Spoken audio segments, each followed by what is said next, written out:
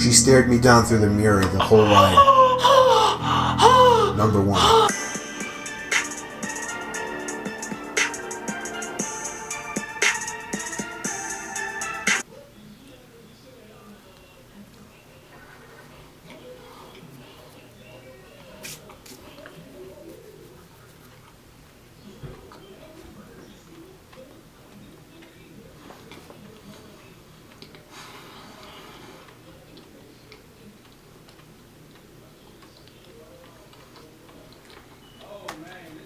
Police officers have always gotten a bad rap for their authority over us, which is very often abused. However, the police are the first ones to get called into action whenever trouble arises, and they'll no doubt see some disturbing stuff. Right. Here are 4 haunting stories of former police officers. Number 4. I was a cop for 30 years. Right. I retired at the age of 50, so of course I had some weird calls.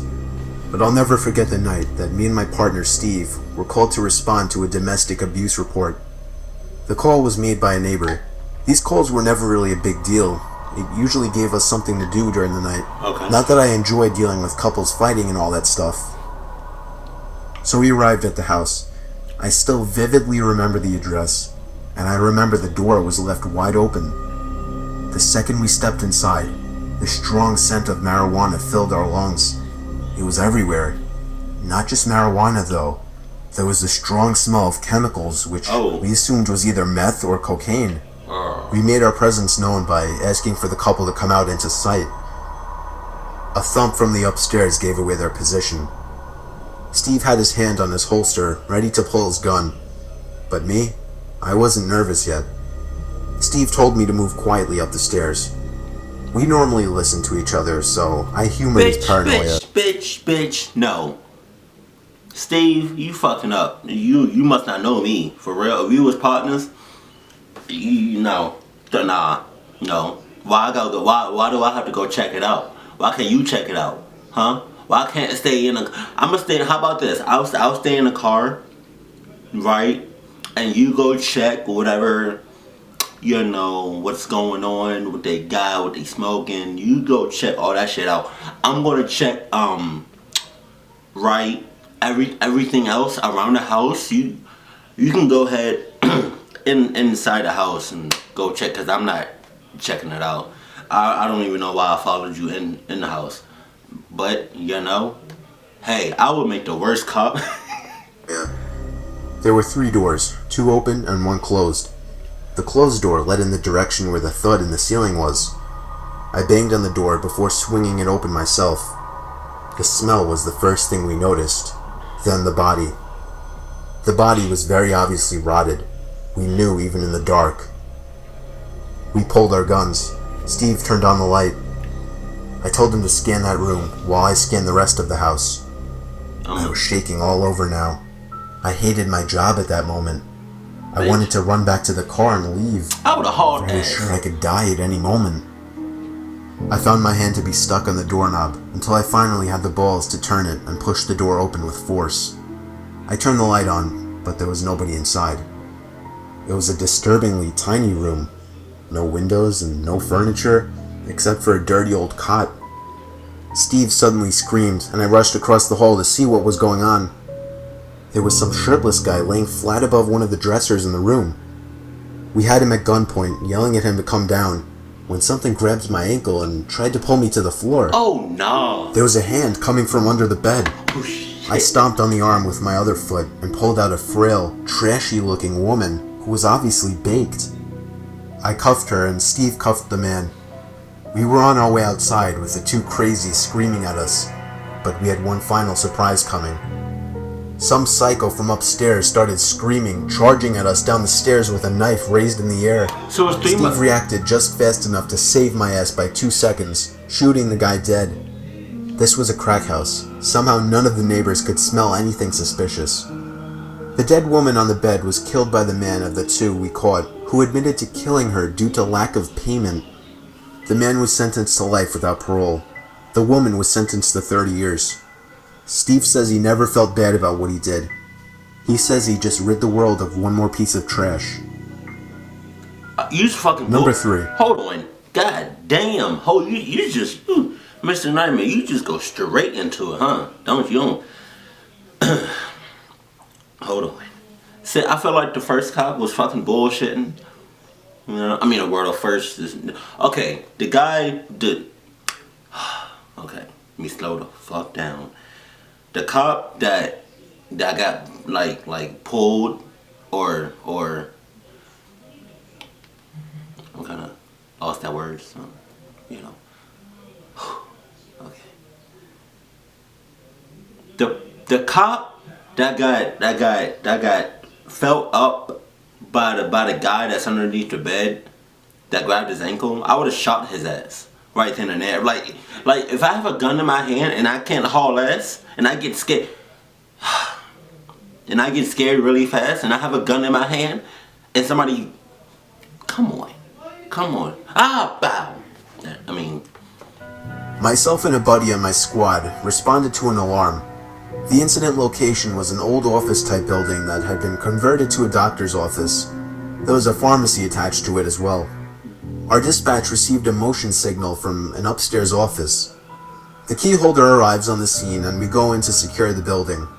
The stairs were locked behind a door that, of course, the key holder didn't have a key to, so we took the elevator up to the second floor. The elevator opens to a pitch-black hallway, except for one overhead light at the end of the hall. Nope. We start checking the doors, and so far, all are secured. We get to the last office, and sure enough, the door is unlocked. We make entry and observe it to be an unused office. The door opened to a sizable waiting room and reception area. There were about 10 or 12 exam rooms, all cleared with no hiccups. We exit the office, and immediately, something seems off. Wrong. That's when I realized the overhead light at our end of the hallway that was on before had been turned off. Oh. It was replaced by another light over at the elevators. I look at my squad mate and he's completely white. I ask him what's wrong, and he says, "Weren't all those doors we just checked closed and locked?" I tell him, "Yeah, so?" My buddy says, "Well, now they're all standing open." Sure enough, all the offices down the hallway we had just checked were now standing open. Wow. The pucker factor sinks in at this point, so we start clearing and securing offices. We finish the last office, and on our way out, just before we turn the corner to get into the waiting area, the main door just slams shut. Then our radios start going nuts with some kind of static feedback. Now I just want to get the hell out of there. We get back in the elevator and head down to the first floor in hopes to make contact with the key holder again. However, the key holder is nowhere to be found. Fucking. I contact dispatch and request a callback number for the key holder so I can advise him of what we found. Dispatch states that the key holder was still en route to us and was advising an ETA of 5 minutes. The fuck? I advised dispatch that we had already been out with the key holder. Dispatch requests I give them a call. I call dispatch, and she tells me that there is no way we were out with the key holder. She states that the alarm company had only just made contact with one. Eventually, the real key holder arrives on the scene, and I ask her about the man that had let us in the building. She asked me to describe him, so I did. She states that sounds like one of the doctors that used to lease the office on the second floor at the end of the hall. She then states that he had committed suicide at his summer home several days ago. Number 2. I was responding to a call in the village. A resident was reporting noises coming from one of the abandoned buildings from across the street, most likely trespassing. I arrived and began my search in the building. It used to be a 2-story convenience store. Now it was completely stripped empty, except for the parts attached to the floor, like the counter and shelves. The lights didn't work in there either. I checked every small aisle for anyone to possibly be hiding in, and then I did the same thing upstairs. It was completely empty. On my way back into my car, I looked back at the building and saw somebody at the window on the second floor. It was a woman with long gray hair down past her shoulders. She was no doubt looking down at me with a wide smile on her face. I hurried back inside, making it upstairs in no more than 10 seconds. What? But the window was clear. There was nobody in sight. I checked all 3 aisles at least 10 times. I checked behind the counter. I checked the bathroom. It was clear. fucking bullshit. I was a little nervous, so I left again, thinking my mind was fooling me. I looked back at the window, and there she was again. Nah. The same mockingly disturbing smile on her face. I went back up there again, this time running around all 3 aisles trying to find this woman. I was about to give it up once more and leave for good when I would have gave it up the first time I ever saw that bitch. I'm sorry. I ain't mean to call you no bitch, but if I was in your shoes, bruh, and I looked back and I saw somebody in the shits, and I was the only one there, by myself, just me, and I saw your old creepy ass just looking at me from the top floor, you know what I would have done? Definitely not went back into the shits. I probably wouldn't have called anybody, you know. And most likely, if I'm a police officer, I would have, you know, my work shoes on. But some of y'all know that I have a backpack, a red backpack. You know, and it's right there. I would show y'all, but I can't, cause I'm doing too much. I feel comfortable. I'm hot right now, so I don't feel like moving. But I can almost assure you that I will have my new pair of Adidas in my red backpack, which is 99% with me at all times, 100% at all times. I would have saw you, old lady, right, and I would have been like, oh, okay. Then I would have put my new Adidas on. I would have kicked rocks, bucket. I would have quit my job right then and there. Like There's something in my peripheral vision. It was on the ceiling. A dark shade of black latched onto the ceiling. I shined my light up there, and there she was.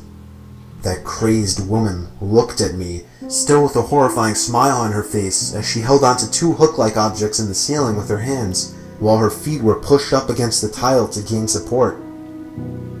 She laughed like a freak all the way down to the station. Oh, bitch. I don't know if she had some kind of mental disability or not. It seemed like she was just toying with me, but not at all in a good way. She stared me down through the mirror the whole ride. Number 1. In all my years of being a police officer in Floyd County, Georgia, I had only experienced 2 horrifying situations.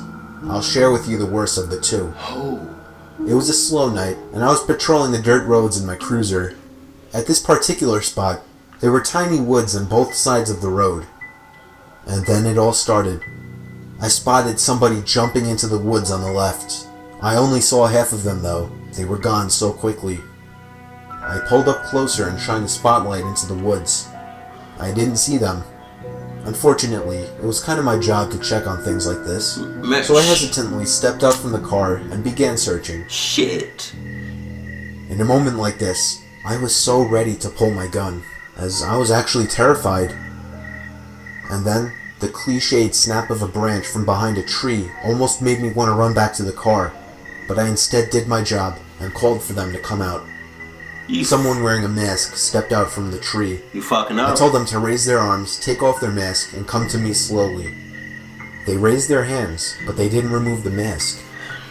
I tried to demonstrate my authority by yelling this time, ordering them to take it off.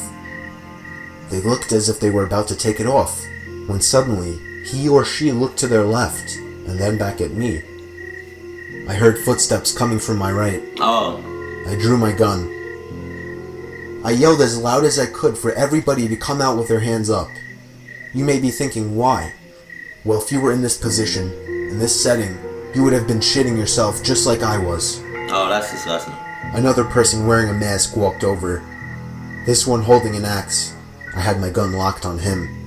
But suddenly, footsteps started coming from all directions. Oh my fucking... I looked around, and I was surrounded. There were at least 10 strangers wearing masks, surrounding me almost in a circle, with only an opening behind me. Half of them were armed with axes and the like. I stood there, gun raised, but not even aimed at anything at this point. I felt like I was going to throw up. One of them, I'm not sure which, finally broke the silence, telling me in a muffled, deep voice, "Go away." Enough said. My heart dropped as he said this, in a way that I knew I was going to live. I turned and ran for the car, driving down the road half a mile, all while calling for backup. As you would guess, the whole group was gone from the woods when a search squad arrived. I have a theory on this, however. I believe that what I witnessed was some kind of fucked up secret society that was planning on trapping an innocent passerby, and I think that whoever jumped into the woods as I was passing recognized my car as a police car and tried to hide. Had I not been a police officer, I believe they would have stopped me, led me to the woods, and done whatever this group does for its sick kicks. You was fucking up too. Bro, if I was in your shoes, you best believe, if I was driving and I seen somebody just run into the woods, you know, and they look sus, I would have just kept driving, especially if I was by myself, and especially at night, and especially in some fucking woods. I would have just kept driving. I would have thought to myself like, oh, you know what? That's probably something really bad that's about to, happen, but that's none of my business. Let me just keep driving. I didn't see shit whatsoever. Nothing at all, And then if the next day, if something happens that night, with them kids, and the next day I'll go into the office, and I don't know what y'all call these people in the police force, but the person that's higher up comes into my office and be like, hey, wasn't you on such and such road last night around such and such time? I would have been like, nah, no, I was on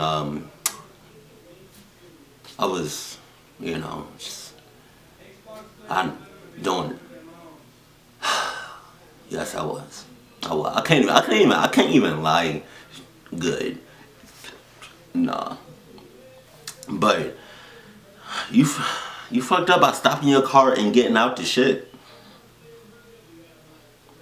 This is another reason why I can't if I were to be a police officer, my partner would have to be just like me. Come on, bruh. I don't need my partner, James, to be no confident, curious motherfucker. I'm gonna need you to be just like me. If we gonna check something out, and something is rubbing us the wrong way, pause. Well, I expect to look at you, give the signal, and haul ass out towards the other direction. I'm not hauling ass towards the shit. You got me fucked up. For real. I don't check shit out. I don't ask no questions. I just go about my business each and every day. That's it. That's all I'm doing. That's you don't cause you doing too much by checking shit out. You know what happens? More often than not, when people want to be curious, you know what happens? You get your shit fucked up. Snapped the fuck up. All the way up. Broken. Sprained. In pieces. You want that? Huh? No? You don't? Okay, then you with me. If you do, there's something wrong with you. For real. Yes. Curiosity. What's that saying? Curiosity killed the cat? Yeah. I think the same rule applies for curiosity killed the dog too, because dogs are curious. I think every living, being is curious. I'm curious to a certain extent, but I'm not about to do no dumb shit. Like I said in that first one, if we're driving, right, and we need to check out something, I'm gonna stay my ass in the car, or I'm gonna stay outside where it's nice and open. I'm not going in no confined space where once I go inside, there's no way of getting out. Nope. No. Nope. If you're in the police force, may God be with you. If you're not, and you want to, take all I said into consideration. You know, it's just some advice. And if you don't want to, hey, right on. But hey, man, at the end of the day, people are going to do what the hell they want to do, you know? But it's just me, Gator, Marcus. Marcus is my real name. You know, some of y'all may not know that.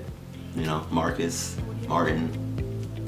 I don't know, a lot of people like my real name, Marcus Martin. You received a message. I don't know why I said that shit out loud. Okay. Keep it cool, keep it classy, and I love you. Stay happy.